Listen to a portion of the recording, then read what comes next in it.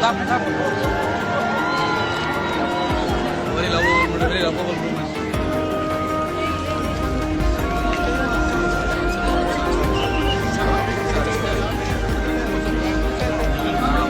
Marka முடியாம நடக்க முடியாம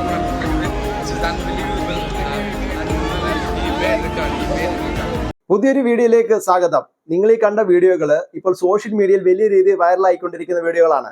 ഈ ഒരു വീഡിയോ തമിഴിൽ തലേന്ന് വിളിക്കുന്ന അജിത് കുമാർ എന്ന് പറയുന്ന നടന്റെ വീഡിയോകളാണ്. ഇതൊരു സിനിമ ഷൂട്ടിങ്ങിന്റെ വീഡിയോകളല്ല. ഇത് ദുബായിൽ ഈ കഴിഞ്ഞ ശനിയാഴ്ചയും ഞായറാഴ്ചയായിട്ട് നടന്ന ഒരു റേസിംഗ് കോമ്പറ്റീഷന്റെ ഒരു വീഡിയോ ആണ്. അതായത് കാർ റേസിംഗ് കോമ്പറ്റീഷന്റെ വീഡിയോ ആണ്. അജിത് കുമാർ റേസിംഗ് എന്ന് പറഞ്ഞ് ഇദ്ദേഹം തന്നെ, ഈ സിനിമാ നടൻ തന്നെ ഒരു റേസിംഗ് കമ്പനി രൂപീകരിച്ചിട്ടുണ്ട്. വിദേശത്തു നിന്നുള്ള ആളുകളൊക്കെയാണ് ഇതിനകത്ത് ഉള്ള ആളുകൾ. ഇദ്ദേഹം അതിലൊരു ഡ്രൈവറാണ്. 4 ഡ്രൈവർമാരുണ്ട്. അപ്പോൾ ഇവർ പങ്കെടുത്ത ആ ഒരു റേസിംഗിൽ 24H എന്ന് പറയുന്ന വിഭാഗത്തിൽ 3ാം സ്ഥാനത്തിന് ഇവര് അർഹരായി. നമ്മൾ വിചാരിക്കുന്ന പോലെ അത്ര നിസ്സാരമായ കാര്യമല്ല. അതായത് ഇന്ത്യയെ പ്രതിനിധീകരിച്ചുകൊണ്ട് ഇതുപോലെ ഇന്റർനാഷണൽ ലെവലിൽ നടത്തുന്ന കാർ റേസിംഗിലൊന്നും ഈ ഇന്ത്യയിൽ നിന്ന് അപൂർവം ചില ആളുകൾ മാത്രമേ പങ്കെടുത്തിട്ടുള്ളൂ. അതിന് വലിയ ചെലവുള്ള ഒരു പരിപാടിയാണ്. അപ്പോൾ ഈ അജിത് കുമാർ റേസിംഗ് എന്ന് പറഞ്ഞുകൊണ്ട് ഇദ്ദേഹം തന്നെ പണം മുടക്കിയാണ് ഈ ഒരു റേസിംഗ് കമ്പനി രൂപീകരിച്ചിരിക്കുന്നത്.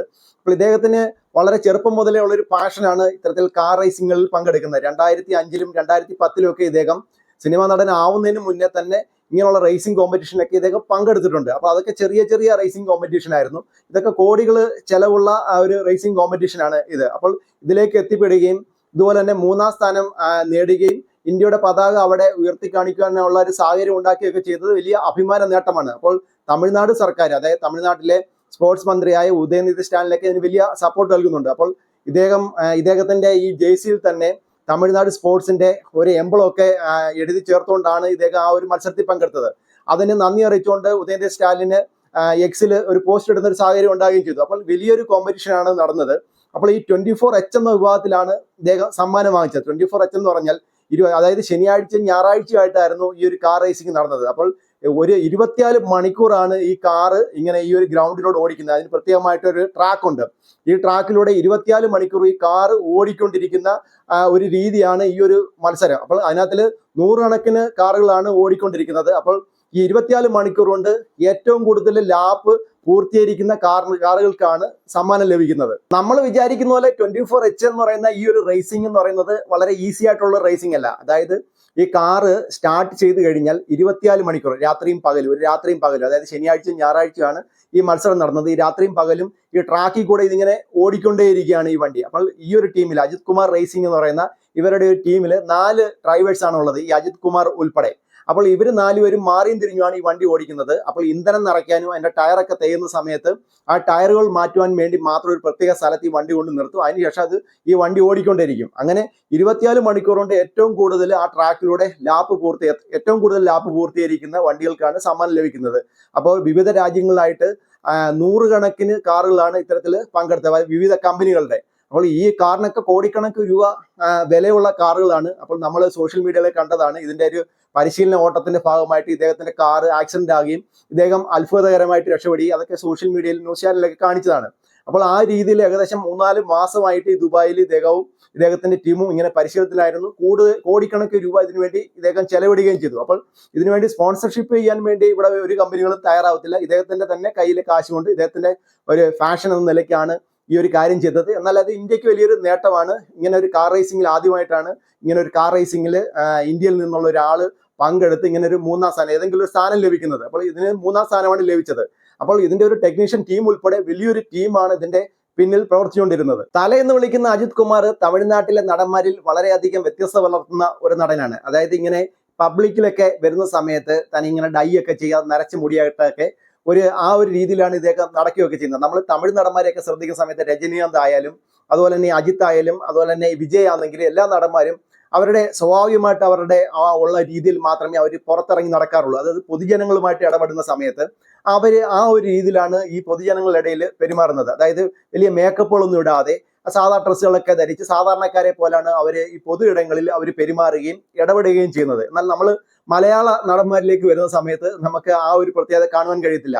നിങ്ങൾ ആരെങ്കിലും മമ്മൂട്ടിയോ മോഹൻലാലിനെയൊക്കെ അവരുടെ ഒരു സ്വാഭാവിക രൂപത്തിൽ നിങ്ങൾ എവിടെയെങ്കിലും വെച്ച് കണ്ടിട്ടുണ്ടോ? അവർ ഏറ്റവും കൂടുതൽ അവരിങ്ങനെ പൊതുവേദികളിൽ പ്രത്യക്ഷപ്പെടുമ്പോഴാണ് മേക്കപ്പുകളൊക്കെ ഇട്ട് അവരുടെ പ്രായമൊക്കെ കുറച്ച് ആ ഒരു രീതിയിൽ പ്രത്യക്ഷപ്പെടുന്നത്. എന്നാൽ സ്വാഭാവികതയോടെ, അതായത് സ്വാഭാവിക സൗന്ദര്യത്തോടു കൂടി മേക്കപ്പ് ഒന്നും ഇല്ലാതെ പൊതുവേദികളിൽ പ്രത്യക്ഷപ്പെടുന്ന മലയാള നടന്മാരും നടിമാരും വളരെ കുറവാണെന്ന് തന്നെ പറയാം. അങ്ങനെയുള്ള നടന്മാരും നടിമാരും മലയാളത്തിൽ ഇല്ലെന്ന് തന്നെ പറയേണ്ടി വരും. എന്നാൽ തമിഴ് നടന്മാരുടെ ഇടയിൽ അത്തരത്തിലുള്ള പ്രത്യേകതകളൊന്നുമില്ല. അവർ സാധാരണക്കാരെ പോലെ പൊതുജനങ്ങളുടെ ഇടയിൽ ഇടപെടുകയും ഇത്തരം കാര്യങ്ങളിലൊക്കെ ഏർപ്പെടുകയും ചെയ്യും. അതുകൂടാതെ ഈ അജിത് കുമാറിനെ കുറിച്ച് എടുത്തു പറയേണ്ട ഒരു കാര്യം എന്ന് പറഞ്ഞാൽ ഇദ്ദേഹം വലിയ രീതിയിൽ ചാരിറ്റി പ്രവർത്തനം ചെയ്യുന്ന ആളാണ്. അതായത് തമിഴ് നടന്മാരെല്ലാം ഇതുപോലെ ചാരിറ്റി പ്രവർത്തനം ചെയ്യുന്ന ആളുകളാണ്.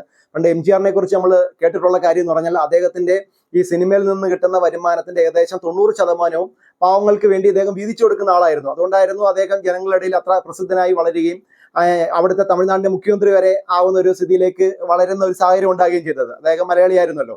അപ്പോൾ ഈ അജിത് കുമാറും തന്റെ വരുമാനത്തിന്റെ ഒരു 50% വരെ ഇങ്ങനെ ചാരിറ്റി പ്രവർത്തനം ചെയ്യുന്നതാണ്. പ്രത്യേകിച്ചും ഈ പഠിക്കാൻ നിവൃത്തിയില്ലാത്ത മിടുക്കരായ വിദ്യാർത്ഥികൾക്ക് ഇദ്ദേഹം ഒരുപാട് പണം നൽകുന്നുണ്ട്. ആ രീതിയിൽ വലിയ ചാരിറ്റി പ്രവർത്തനം ഇദ്ദേഹം നടത്തുന്നുണ്ട്. ഇദ്ദേഹത്തിന്റെ സഹായം കൊണ്ട് പഠിക്കുന്ന ഒട്ടനവധി, അതായത് ആയിരക്കണക്കിന് വിദ്യാർത്ഥികളുണ്ട് എന്നാണ് അറിയാൻ കഴിയുന്നത്. അപ്പോൾ ഇദ്ദേഹം വലിയ രീതിയിൽ ഇതുപോലത്തുള്ള സ്പോർട്സ് കാര്യങ്ങളിലൊക്കെ വലിയ തൽപരനാണ്. അപ്പോൾ ഇദ്ദേഹത്തിന്റെ പാഷനാണ് ഈ ഒരു കാർ റേസിംഗ് എന്ന് പറയുന്നത്. അദ്ദേഹം പണ്ട് മുതലേ ഇതിൽ പങ്കെടുത്തുകൊണ്ടിരുന്ന ആളാണ്. അപ്പോൾ ഇദ്ദേഹം രൂപീകരിച്ച അദ്ദേഹത്തിന്റെ കമ്പനിയാണ് അജിത് കുമാർ റേസിംഗ് എന്ന് പറയുന്ന കമ്പനി. ഇത് ഇനിയും വലിയ വലിയ കോമ്പറ്റീഷൻ, അതായത് ഇന്റർനാഷണൽ കോമ്പറ്റീഷൻ, ഇതുപോലെ റേസിംഗ് കോമ്പറ്റീഷനിൽ പങ്കെടുക്കും, അതിനുവേണ്ടിയുള്ള തയ്യാറെടുപ്പിലാണ് എന്നാണ് ഇവരുടെ ഈ ഒരു കമ്പനി പ്രതിനിധികൾ കൃത്യമായ രീതിയിൽ വിവരങ്ങൾ പുറത്തുവിടുന്നത്. അജിത് കുമാറിനെ ഈ മലയാളികൾക്ക് സുപരിചിതമാക്കുന്നത് പണ്ട് മലയാളികളുടെ പ്രിയങ്കരിയായ ബേബി ശാലിനിയുടെ ഭർത്താവ് എന്ന നിലയിലാണ്. അപ്പോൾ ഇദ്ദേഹത്തിന്റെ ഇങ്ങനത്തുള്ള പ്രവർത്തനങ്ങളൊക്കെ വളരെ പ്രശംസ അർഹിക്കുന്ന പ്രവർത്തനങ്ങളാണ്. അപ്പോൾ ഇന്ത്യക്ക് വേണ്ടി ഇത്തരത്തിലുള്ള ഒരു നേട്ടം ഉണ്ടാക്കിയതിനെ തമിഴ്നാട് മുഖ്യമന്ത്രി ഉൾപ്പെടെയുള്ള ആളുകൾ എക്സിൽ പ്രശംസ അറിയിച്ചിട്ടുണ്ട്. അപ്പോൾ മലയാളത്തിലെ ന്യൂസ് ചാനലുകൾക്കോ അല്ലെങ്കിൽ മലയാളത്തിലോ ഇത് വലിയ വാർത്തയൊന്നും അല്ലായിരുന്നു. വലിയ രീതിയിൽ ഇതിന്റെ വാർത്തയൊന്നും നൽകിയിട്ടില്ല. അപ്പോൾ ഇദ്ദേഹത്തിന്റെ ഈ പ്രവർത്തനങ്ങൾ മുന്നോട്ട് ഇന്ത്യയുടെ പതാക ഇന്റർനാഷണൽ ലെവലിൽ ഇങ്ങനെ റേസിംഗ് കോമ്പറ്റീഷനൊക്കെ ഉയർത്തുവാൻ സാധിക്കുമെന്നാണ് ഇതുമായി ബന്ധപ്പെട്ട് നിൽക്കുന്ന ആളുകളൊക്കെ പ്രതീക്ഷിക്കുന്നത്.